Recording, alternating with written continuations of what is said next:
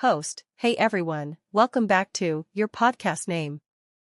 I'm your host, Your Name, and today, we are talking about money, honey, and everything in between. Yes, we are diving deep into the world of manifestation. Now, before you roll your eyes and think, oh great, another podcast telling me to stare at a crystal and text my ex, hear me out. I used to think manifestation was total nonsense. I thought it was just code for wishing really hard while eating potato chips on the couch. But then, things happened. Weird things. Hilarious things. And today, I'm going to share how you can actually manifest wealth, love, and cash without losing your mind or your dignity. Let's start with a quick story. A few years ago, I was broke.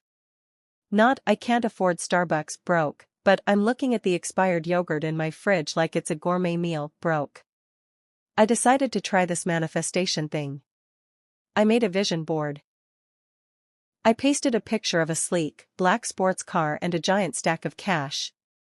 Do you know what I manifested the next week?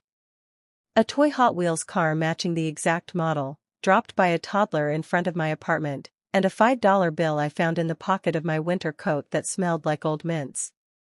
Technically, the universe delivered. But my formatting was clearly wrong. That's lesson number 1, guys, the universe has a very specific sense of humor, and you need to specify the currency. Host. Alright, let's talk about the big one, money and wealth. Everyone wants it, but most people manifest the exact opposite because they are stuck in what experts call a scarcity mindset. Or what I call the oh my god, checking my bank account will give me a heart attack syndrome. Here is the secret to manifesting money: you have to match the energy of abundance. Now, this doesn't mean you go out and buy a Gucci bag with money you don't have. Please don't do that. That's not manifestation. That's financial ruin. Matching the energy means you stop treating money like a toxic ex that you're afraid will leave you at any second. Let me give you an example. My friend, let's call him Leo. Leo wanted to manifest a higher salary. He kept saying, I want more money because my current boss is a vampire and my job drains my soul. Guess what? He stayed stuck. Why? Because his energy was focused on the vampire boss, not the money. So, I told him to try the as-if technique, but make it funny. Every time he bought a basic, $2 black coffee, I told him to drink it like it was a $500 artisanal brew imported from the peaks of Italy. He had to sit up straight, hold the paper cup with elegance, and think, ah, the taste of success. It sounds ridiculous, right? People in the coffee shop thought he was losing his mind. But it shifted his mood. He stopped feeling desperate.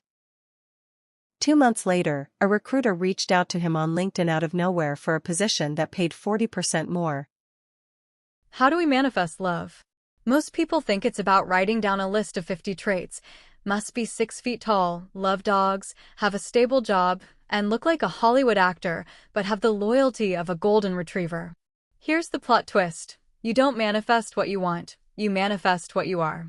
If you are radiating, desperate, lonely, looking for someone to text me back within 3 seconds, you are going to attract people who crave that drama, or worse, people who ghost you. I have a classic story for this. Last year, I decided I was ready for a relationship. I wrote my list. I did my affirmations.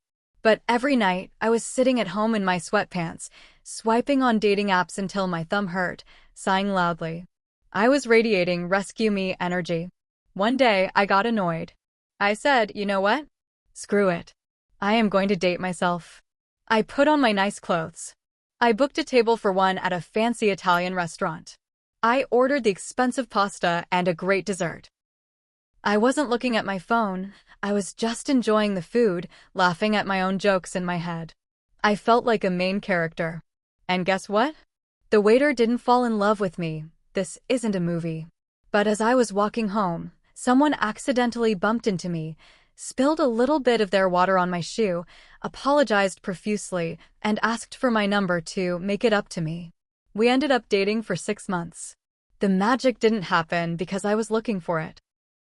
It happened because I was so full of my own joy that I became a magnet. Step 1. Stop treating yourself like a waiting room. Step 2. Buy yourself the flowers. Step 3. Be the person you'd actually want to hang out with. If you're bored with yourself, why would someone else find you interesting? Host. To wrap this up, if you want to start manifesting wealth, love, and money today without making it a full-time chore, here is your 3-step lazy manifester guide. 1. Ask clearly, but leave out the anxiety. Write down what you want. Be specific, but don't obsess over how it will happen. If you want $10,000, write it down. Don't worry if it comes from a promotion, a lottery ticket, or a long-lost uncle you didn't know existed. Just let the universe figure out the logistics. 2. Act as if the delusional method. Smile like you're about to meet the love of your life around the corner. Confidence is free, guys. Fake it until the universe believes you. 3. Let it go. This is where everyone fails. They manifest, and then 5 minutes later they check their phone like, is it here yet? Where is my money? Where is my soulmate? That is desperate energy. Put your order in, trust the kitchen, and go enjoy the party. Host, manifestation isn't magic spells. It's just aligning your focus, your humor, and your actions toward what you deserve. So go out there, be a little delusional, laugh. Thank you so much for listening to today's episode. If you enjoyed this, please hit follow. Bye.